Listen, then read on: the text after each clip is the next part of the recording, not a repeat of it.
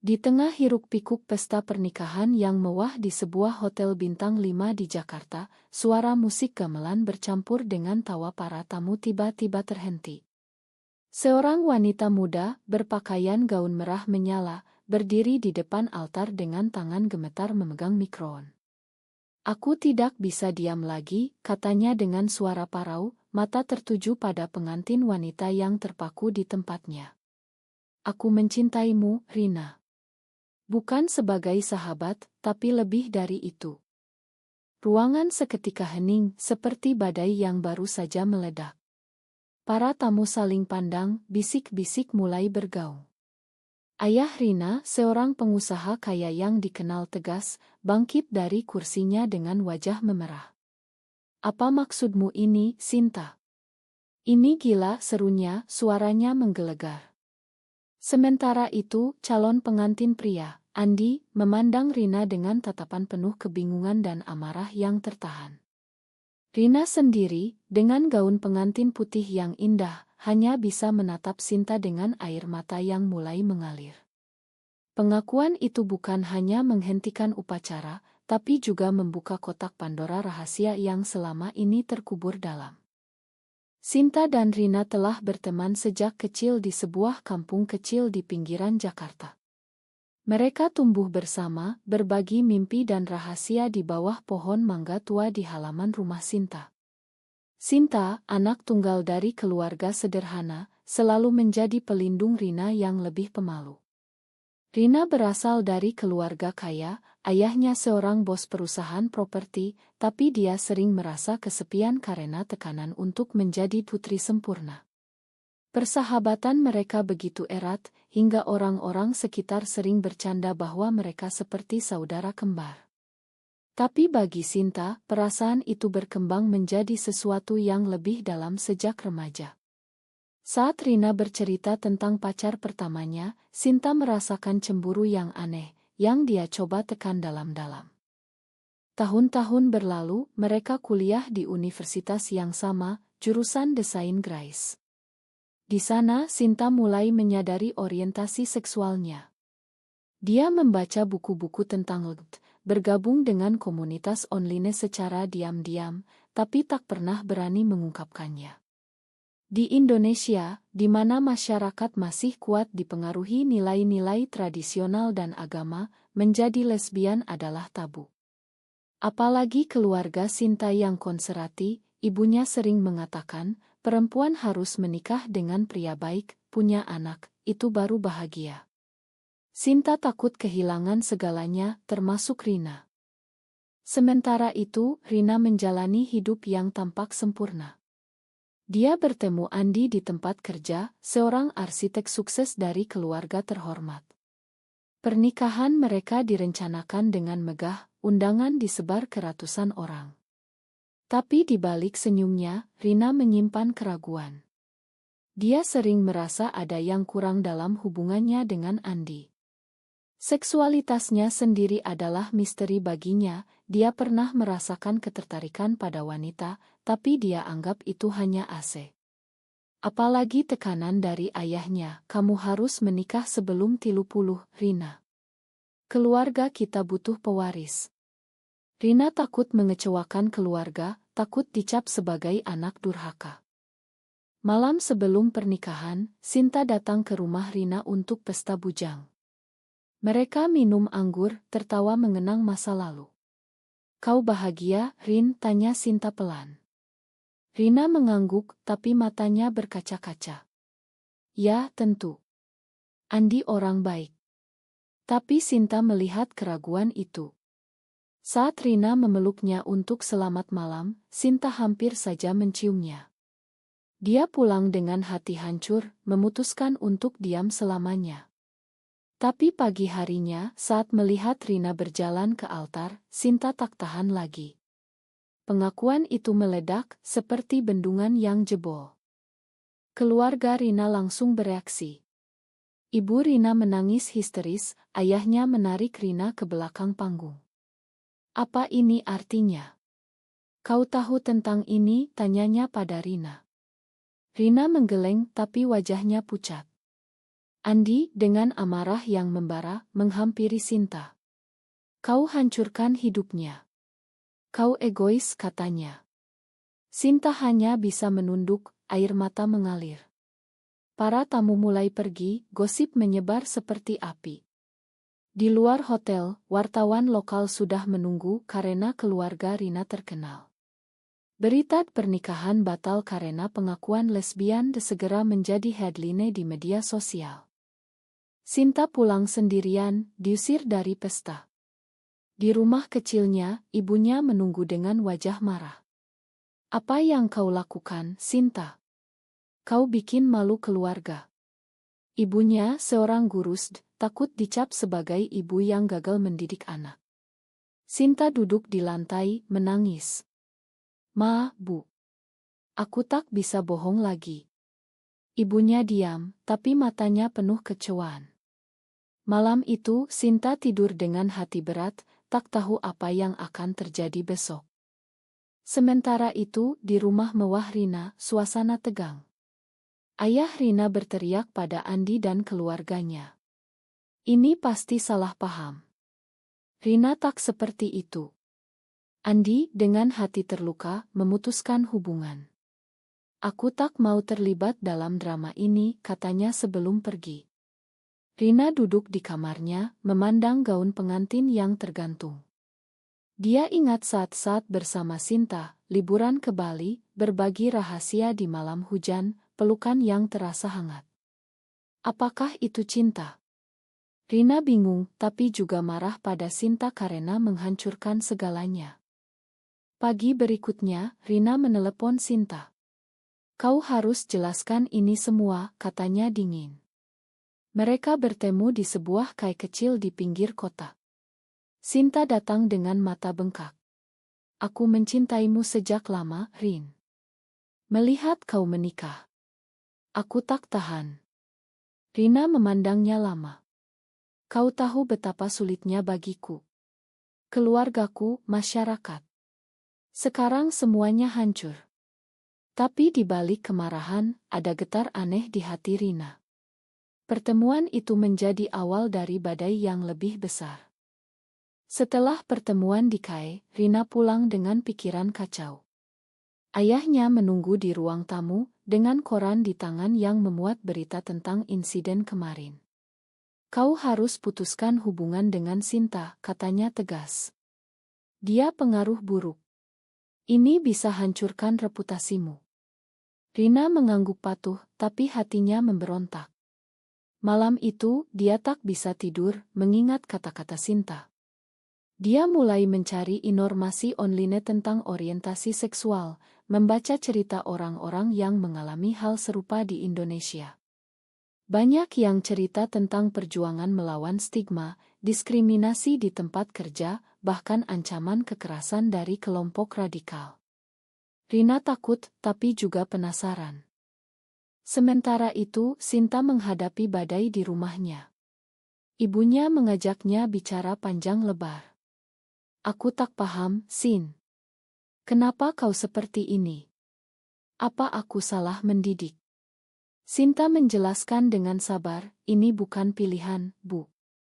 Aku lahir begini. Ibunya menangis, mengenang ayah Sinta yang meninggal 10 tahun lalu. Ayahmu pasti kecewa. Sinta merasa bersalah, tapi juga lega karena akhirnya terbuka. Teman-teman lama mulai menjauh, pesan WhatsApp penuh cercaan, kau abnormal. Sinta memutuskan untuk mencari dukungan dari komunitas online, bergabung dengan grup rahasia di Telegram. Di sana, dia bertemu orang-orang yang mengerti perjuangannya. Beberapa hari kemudian, Rina diam-diam menelepon Sinta lagi. Aku butuh bicara. Mereka bertemu di taman kota, di bawah pohon rindang. Rina tampak gelisah. Aku marah padamu, Sin. Tapi, aku juga merasakan sesuatu. Dulu saat kita bersama, aku merasa lengkap. Sinta terkejut, hatinya berdegup kencang. Apa artinya ini, Rin? Rina menggeleng. Aku tak tahu. Tapi ayahku melarangku bertemu denganmu. Percakapan mereka penuh emosi, tangis dan pelukan. Untuk pertama kalinya, mereka berciuman, singkat tapi penuh arti. Itu menjadi titik balik, tapi juga awal konflik baru. Keluarga Andi tak tinggal diam, mereka menuntut ganti rugi atas pembatalan pernikahan, mengancam akan sebar gosip lebih luas. Ayah Rina, yang bisnisnya bergantung pada reputasi, mulai khawatir. Dia menyewa detektif untuk mengawasi Rina. Saat tahu Rina bertemu Sinta, dia marah besar. "Kau pilih dia atau keluarga?" tanyanya. Rina terpojok, tapi dia mulai memberontak. "Aku butuh waktu, ayah." Itu pertama kalinya Rina menentang ayahnya, yang selalu dia hormati. Sinta, di sisi lain, mulai mencari pekerjaan baru karena gosip di kantor lama membuatnya tak nyaman. Dia bekerja sebagai desainer relance, tapi klien mulai mundur. "Ma, kami tak mau terlibat kontroversi," kata salah satunya. Sinta merasa terisolasi, tapi dukungan dari komunitas online memberinya kekuatan. Dia bertemu dengan seorang aktivis bernama Maya, yang menceritakan pengalamannya keluar dari keluarga konservatif. "Kau harus kuat, Sin. Cinta tak salah, tapi masyarakat yang butuh berubah." Hubungan Sinta dan Rina mulai berkembang secara rahasia. Mereka bertemu di tempat-tempat tersembunyi, seperti pantai kecil di luar kota. Di sana mereka berbicara tentang mimpi masa depan. "Aku ingin hidup bebas, Sin," kata Rina. "Tapi takut kehilangan keluarga." Sinta memeluknya. "Aku juga takut, tapi kita bisa hadapi bersama." Tapi rahasia tak bisa bertahan lama. Suatu hari, detektif ayah Rina memotret mereka berciuman. Foto itu dikirim ke ayah Rina, yang langsung memanggil rapat keluarga. Malam itu, Rina dihadapkan pada ultimatum. Pilih putus dengan Sinta, atau keluar dari rumah. Rina menangis, "Ayah, ini siapa aku?" Ayahnya memukul meja. "Ini bukan Indonesia. Di sini perempuan menikah dengan pria." Ibu Rina yang selama ini diam, akhirnya bicara. "Biarkan dia, Mas. Aku tak mau kehilangan anak." Tapi ayah Rina tak bergeming. Rina memutuskan untuk pergi, membawa tas kecil, menuju rumah Sinta. Sinta terkejut saat Rina datang malam-malam. "Aku pilih kamu," kata Rina. Mereka peluk, tapi Sinta tahu ini baru awal. Ibunya Sinta, yang mulai menerima, menyambut Rina. "Kalian harus hati-hati," katanya. Tapi gosip semakin menyebar. Teman lama Rina memutuskan hubungan, mengatakan, "Kau bikin malu kami." Rina mulai merasakan tekanan sosial, tatapan aneh di jalan, pesan ancaman di media sosial. Di tengah itu, Sinta dan Rina mencoba membangun hidup baru. Mereka pindah ke apartemen kecil di pinggiran Jakarta, bekerja bersama sebagai relancer. Cinta mereka berkembang, penuh kehangatan dan dukungan. Tapi bayang-bayang masa lalu terus menghantui. Suatu hari, ayah Rina datang ke apartemen. "Aku mau bicara," katanya. Rina tegang, tapi membiarkannya masuk. Ayahnya melihat Sinta, matanya penuh konflik. "Apa kau bahagia, Rin?" tanyanya. Rina mengangguk. "Ya, ayah." Ayahnya diam lama, lalu pergi tanpa kata. Itu menjadi harapan kecil bagi rekonsiliasi. Beberapa bulan berlalu, Sinta dan Rina mulai menyesuaikan diri dengan hidup baru. Mereka bergabung dengan komunitas di Jakarta, menghadiri pertemuan rahasia di kai-kai kecil. Di sana, mereka mendengar cerita orang lain, seorang guru yang dipecat karena orientasinya, seorang ibu yang ditinggal keluarga. Itu membuat mereka sadar betapa beruntungnya mereka masih punya satu sama lain. Tapi tekanan tak berhenti. Bisnis ayah Rina mulai terganggu, mitra bisnis mundur karena gosip. Ayah Rina menyalahkan Rina, meneleponnya, "Kau hancurkan segalanya." Rina menangis, merasa bersalah. Sinta mencoba menghibur. Ini bukan salahmu, Rin. Mereka yang tak paham. Tapi Sinta sendiri mulai ragu. Dia melihat Rina sering termenung memandang Otto keluarga lama. Apa kau menyesal? Tanya Sinta suatu malam. Rina menggeleng. Tidak, tapi aku rindu mereka. Konflik internal Rina semakin dalam, antara cinta pada Sinta dan kewajiban pada keluarga. Di Indonesia, nilai filial piety sangat kuat, meninggalkan keluarga seperti pengkhianatan. Rina mulai bertemu psikolog secara diam-diam, mencoba memahami dirinya. Suatu hari, Maya, aktivis yang dikenal Sinta, mengajak mereka ikut demonstrasi kecil untuk hak. Kita butuh suara, katanya. Sinta setuju, tapi Rina ragu. Terlalu berisiko. Akhirnya, mereka pergi, memakai masker untuk sembunyi. Di demonstrasi, mereka melihat ratusan orang bernyanyi dan berorasi. Itu memberi kekuatan, tapi juga ketakutan saat polisi datang membubarkan. Berita tentang demonstrasi menyebar, dan Otto Rina bocor online. Ayahnya marah besar, menelepon, kau mau hancurkan nama keluarga sepenuhnya. Keluarga Andi tak tinggal diam. Andi, yang masih sakit hati, bertemu ayah Rina. Kita harus hentikan ini, katanya. Mereka merencanakan intervensi, mengajak Rina pulang dengan paksa. Suatu malam, saudara laki-laki Rina datang ke apartemen dengan beberapa orang. Ayah suruh kau pulang, katanya. Rina menolak, tapi mereka memaksa. Sinta mencoba menghalangi, tapi dipukul. Rina dibawa pergi, meninggalkan Sinta terluka di lantai. Di rumah keluarga, Rina dikurung di kamar. Ayahnya bicara, kau sakit, Rin. Kami akan obati.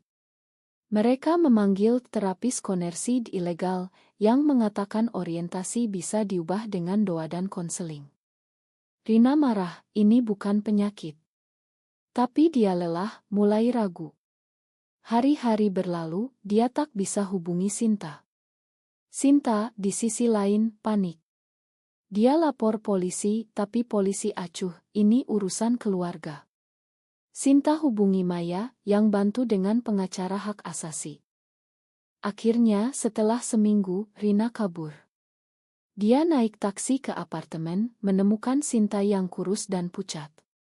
Ma, Sin. Aku tak mau tinggalkanmu. Mereka peluk, tapi trauma itu meninggalkan bekas. Rina mulai menyalahkan Sinta, kalau kau tak cones dulu, ini tak terjadi. Sinta terluka, aku lakukan karena cinta. Pertengkaran pertama mereka pecah, penuh air mata dan kata-kata kasar. Mungkin kita salah, kata Rina. Sinta pergi keluar, berjalan sendirian di malam hujan. Di jalan, Sinta bertemu ibunya yang datang mencari. Pulanglah, Sin. Aku khawatir. Sinta menangis di pelukan ibunya. Aku tak tahu harus bagaimana, Bu. Ibunya, yang mulai belajar menerima, bilang cinta itu rumit. Tapi jangan biarkan hancurkanmu. Sinta pulang ke rumah ibu sementara, memberi ruang pada Rina. Rina sendirian, merenung. Dia hubungi ayahnya, aku tak akan berubah, ayah. Terima atau tidak? Ayahnya diam, lalu putus telepon. Hubungan mereka retak, tapi tak putus. Sinta dan Rina bertemu lagi setelah seminggu. Kita harus kuat, kata Sinta. Mereka mulai terapi bersama, belajar komunikasi. Tapi masyarakat tak berhenti. Gosip di media sosial semakin ganas, dengan ancaman dari kelompok anti-LGBT. Suatu hari, apartemen mereka dirusak, tulisan penyimpang di dinding. Mereka takut, memutuskan pindah ke kota lain, mungkin Yogyakarta yang lebih toleran. Di Yogyakarta, mereka mulai hidup baru. Sinta dapat pekerjaan di agensi desain, Rina buka toko online. Mereka berteman dengan komunitas lokal, merasa lebih aman. Tapi bayang masa lalu datang lagi saat ayah Rina sakit. Rina dapat kabar dari saudaranya, ayah Inark, karena stres. Rina merasa bersalah, memutuskan pulang. Aku harus lihat dia, katanya pada Sinta. Sinta mengerti, tapi khawatir. Jangan biarkan mereka ubahmu. Rina pergi sendirian, meninggalkan Sinta dengan hati cemas. Rina tiba di rumah keluarga di Jakarta, melihat ayahnya terbaring lemah di ranjang rumah sakit. Ayah, katanya, air mata mengalir. Ayahnya membuka mata, wajahnya pucat. Kau datang juga. Suasana tegang, tapi ayahnya pegang tangan Rina. Aku tak mau kehilanganmu, Rin. Tapi aku tak paham pilihanmu. Rina bicara dari hati, ini bukan pilihan, ayah. Ini aku. Mereka bicara lama, ayahnya cerita tentang masa mudanya, tekanan dari orang tuanya sendiri. Mungkin aku terlalu keras. Itu menjadi awal rekonsiliasi rapuh. Ibu Rina memeluknya, kembalilah, nak. Kami rindu. Tapi Rina bilang, aku punya hidup sendiri sekarang. Sementara itu, Sinta di Yogyakarta merasa kesepian. Dia bekerja keras, tapi pikirannya pada Rina. Teman baru di komunitas mengajaknya keluar, termasuk seorang wanita bernama Lina yang flirt dengannya. Sinta menolak, tapi keraguan muncul, apa Rina akan kembali. Dia hubungi Rina setiap hari, tapi Rina sibuk dengan keluarga. Suatu malam, Rina bilang, ayah minta aku tinggal sementara. Sinta marah, kau pilih mereka lagi. Pertengkaran lewat telepon pecah, penuh tuduhan. Kau egois, kata Rina. Sinta putus telepon, menangis. Di Jakarta, Rina terjebak dalam dilema. Keluarga mulai memperbaiki hubungan, mengenalkan pria baru. Coba kenal dia, Rin. Mungkin kau berubah. Rina menolak, tapi tekanan membuatnya ragu. Dia ingat kehangatan dengan Sinta, tapi juga kenyamanan keluarga. Suatu hari, saudaranya bilang, Sinta itu pengaruh buruk. Putus saja. Rina marah, tapi diam-diam mempertimbangkan. Dia bertemu Andi lagi, yang memakannya. Aku masih sayang, Rin. Rina bingung, merasakan tarikan ke masa lalu. Sinta merasa dikhianati, mulai dekat dengan Lina. Mereka minum kopi, bicara tentang pengalaman. Lina cium pipi Sinta saat pamit. Sinta merasa bersalah, tapi juga kesepian. Dia hubungi Rina, kita harus bicara langsung. Rina setuju, datang ke Yogyakarta. Pertemuan mereka di KAE penuh ketegangan. Apa kau masih cinta aku? Tanya Sinta. Rina mengangguk, tapi bilang, keluargaku butuh aku. Sinta terluka, jadi kau tinggalkan aku. Rina menangis, aku tak tahu. Mereka berpisah dengan hati hancur. Rina pulang ke Jakarta, memutuskan putus dengan Sinta lewat pesan. Ma, Sin. Ini terlalu sulit. Sinta sok, menangis berhari-hari. Dia hubungi Maya, aku hancur. Maya nasihat, cinta sejati tak mudah menyerah. Sinta memutuskan pergi ke Jakarta, konfrontasi langsung. Dia datang ke rumah Rina, bertemu ayahnya. Saya cinta anak bapak, katanya tegas. Ayah Rina marah, keluar. Tapi Rina keluar kamar, melihat Sinta. Sin. Mereka bicara di taman belakang. Jangan tinggalkan aku, kata Sinta. Rina peluk dia, aku takut. Konflik mencapai puncak saat keluarga tahu. Ayah Rina ultimatum lagi, pilih sekarang. Rina dengan air mata bilang aku pilih Sinta. Ayahnya syok, tapi ibunya dukung, biarkan dia bahagia.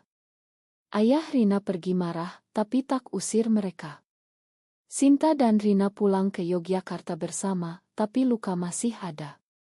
Mereka mulai membangun ulang dengan terapi dan komunikasi. Tapi gosip tak berhenti, kelompok anti-LGBT ancam mereka online. Suatu hari, Maya ajak mereka ikut kampanye hak LGBT. Kita butuh cerita kalian. Sinta setuju, Rina ragu tapi ikut. Mereka bicara di acara kecil, cerita pengalaman. Itu menjadi viral, banyak dukungan tapi juga hujatan. Ayah Rina lihat berita, hubungi Rina, aku bangga kau berani, tapi hati-hati. Itu langkah kecil menuju penerimaan. Hubungan mereka semakin kuat, tapi ujian datang lagi saat Lina cones pada Sinta.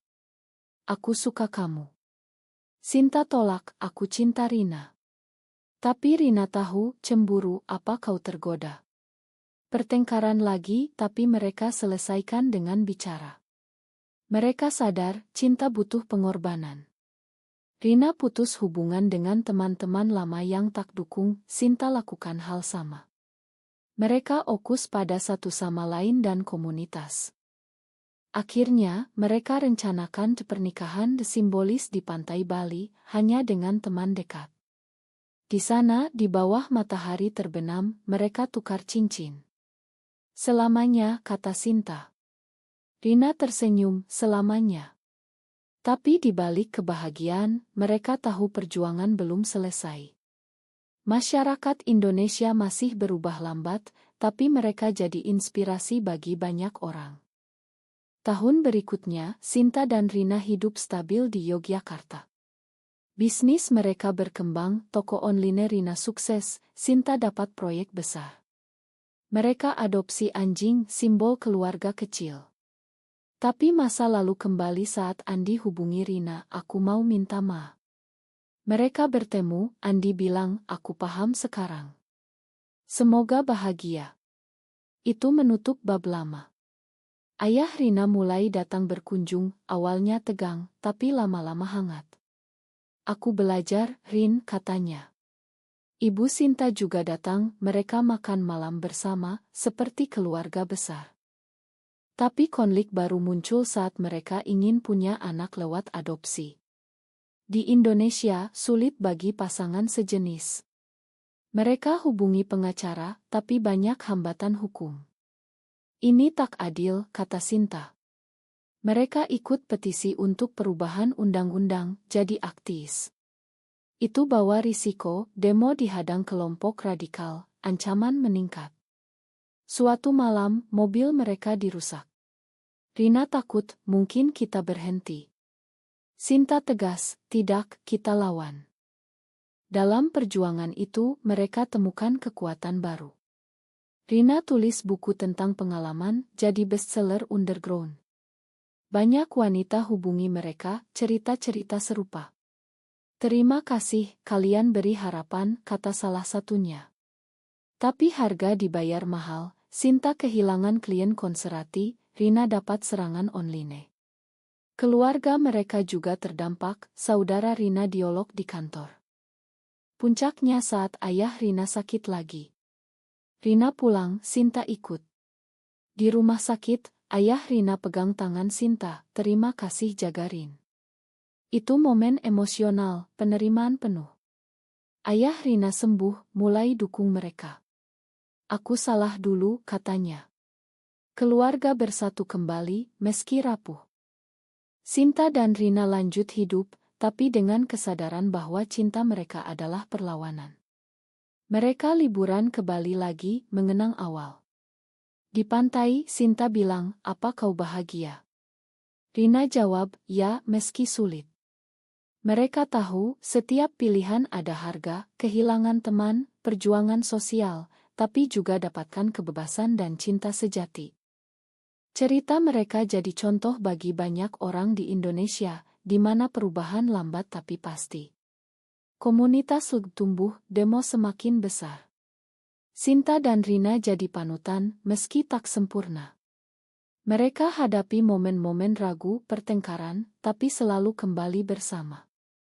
Di akhir perjalanan ini, pertanyaan muncul, apakah pengakuan cinta di saat kritis seperti pernikahan adalah tindakan egois atau keberanian yang diperlukan?